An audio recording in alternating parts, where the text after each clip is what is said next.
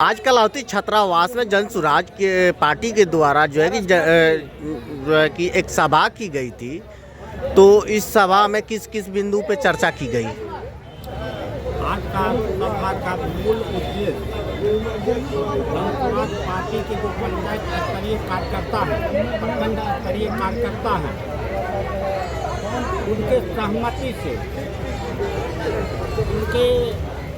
उनका जो विचार है तो उनको लगे कि अठौठों में कौन हमारे लिए बेहतर प्रत्याशी साबित हो सकता है, कौन हमारा दुख दर्द को दूर कर सकता है या कम कर सकता है।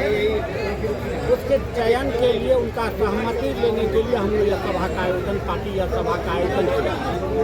उसी के तहत यह रानी जन कलावती छात्रावास हम लोग इकट्ठा हुए, एक एक कार्यकर्ता से, एक एक लोगों से जो जनसुराज को चाहती है, जो जनसुराज का समर्थन करते हैं, उनके सहमति से उनका मत प्राप्त करवाए हैं। उस मत के आधार पर इस पार्टी नेतृत्व को हम लोग बता देंगे कि कौन विधानसभा में किस प्रत्याशी के सहमति पक्ष में कितने लोग सहमत हैं। एक यह भी व्यवस्था अंतिम स्वरूप है क्योंकि आज ही आचार संहिता लागू होता है। आचार संहिता के बाद व्यापक रूप में हम काम नहीं कर सकते, फिर हम चुनाव की तैयारी भी करते हैं। उसी के निमित्त हम लोग यहाँ आए, उनका सहमति ले लिए, पार्टी को बता देंगे। इससे पहले भी तीन चार स्तर पर जो है सर्वेक्षण का काम हम लोग करवाए हैं, कार्यकर्ता जनता के सहमति ले चुके हैं।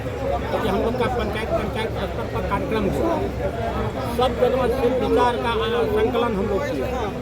सबका आकलन करने के बाद जो बेहतर होगा, सबसे श्रेष्ठ होगा प्रत्याशी, वही प्रत्याशी सभी विधानसभा में पार्टी की ओर से घोषित किया जाए। कितने प्रत्याशी उपस्थित हुए आज? आज 6 में 5 प्रत्याशी। नाम बताइए उनका। आज यहाँ पर नीतीश राम, राजकुमार पासवान, कृत्यानंद राम, भोला ऋषिदेव और अजीत कुमार पासवान। किस तरह से प्रत्याशी का चयन की जाएगी? यहाँ पे प्रत्याशी का जो वोटिंग हुआ किस तरह से हुआ? आज वोटिंग नहीं हुआ, सहमति उसके लिए। किस तरह से सहमति आप लोग देखा गया? उसके नज़र में लगातार सभी प्रत्याशी का हम लोग एक तरफ से करते, खुद प्रत्याशी के माध्यम से अपना पर्ची जनता कार्यकर्ता को दिया। जनता को पहले ही आगाह कर दिए कि इस उद्देश्य लेकर के हम लोग इकट्ठा हुए हैं।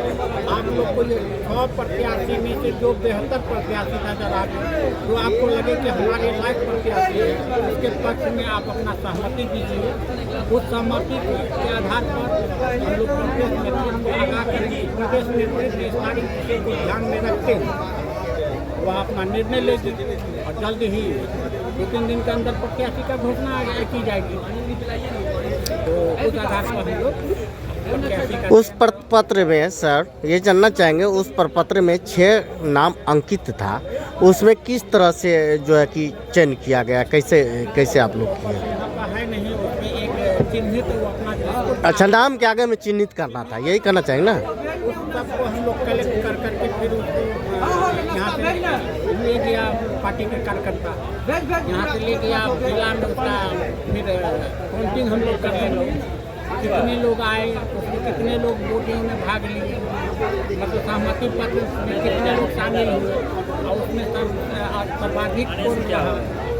इसके अलावा सिर्फ आज के डेट में हो सकता है कि कुछ गलत लोगों के द्वारा भी सहमति पत्र में चिन्ह लगा दिया गया हो, ऐसा हो सकता है। जहाँ पर इंडिविजुअल को किसी से सहमति लिया गया है इंडिविजुअल, लेकिन उसको एक एक करके बारी से किया नहीं गया है।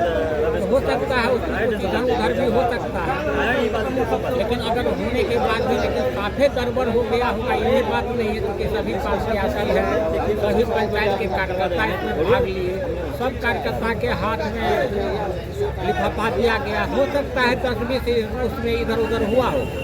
तो सर हम कहना चाहेंगे 1 to 1 देना था, ताकि जो है कि जनता यहाँ पे जो है कि चिन्हित कर सके, लेकिन ये जो है कि सभी को दे दिया गया, तो उससे थोड़ा सा परेशानी हो रही है। एक करके भी हम कर सकते थे, लेकिन इसमें समय ज़्यादा है। जी, समय तो लगेगा। हम लोग माइनस प्लस कर लेते हैं कि इसमें कितना गड़बड़ी हुआ है, क्योंकि आँख के सामने में सब चीज़ देखे हैं। 10-15% इधर उधर मान के चलते। जी, कितने लोगों की उपस्थिति थी सर, कितने तादाद में लोग पहुँचे थे? आज के इस कार्यक्रम में 1200-1400 हजार कुर्सी लगाया हुआ है, तो हम उम्मीद करते हैं 1500 लोग उपस्थित थे। 1500-1600 तो भी यहाँ के कितना 39 कितना पंचायत थे? 39 पंचायत है और नगर है रानीगंज।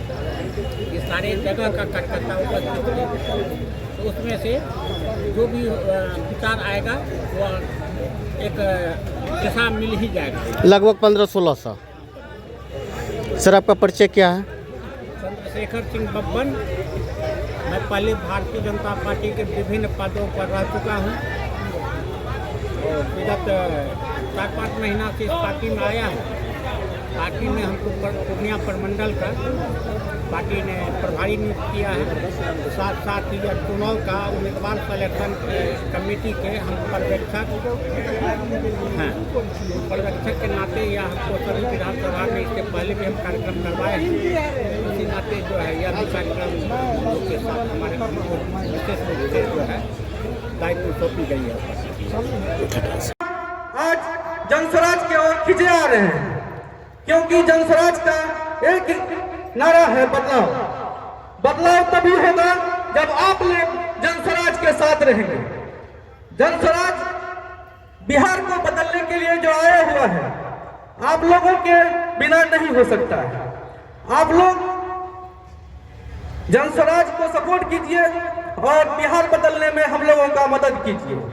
बिहार आज कभी ये स्वर्णिम राज्यों में गिना जाता था कि बिहार से ही पूरा देश को जो है कि संचालन किया जाता था, लेकिन धीरे धीरे बिहार को भ्रष्ट नेताओं ने इतना लूटा कि आज बिहार सबसे लास्ट अंतिम पोजीशन पे आके बिहार अंतिम राज्य के दर्जे में खड़ा है। आज हम लोग 35 साल से देख रहे हैं, 15 साल 20 साल वोट आकर के जात के नाम पे वोट डाल के चले जाते हैं दिल्ली कमाने। ऐसा क्यों? कब तक ये चलेगा? बिहार को बदलने में आप लोगों का सहयोग चाहिए। आप लोग सपोर्ट कीजिए जनस्वराज को। मैं अजीत कुमार आप लोगों के सामने, आप रानीगंज को ही देख लीजिए, बहुत अभी तक रानीगंज में जल जमाव की समस्या, स्वास्थ्य की समस्या, हर चीजों को लेकर के हम लोग परेशान होते हैं। आप लोगों को मैं आज इस मंच से विश्वास दिलाता हूं, अगर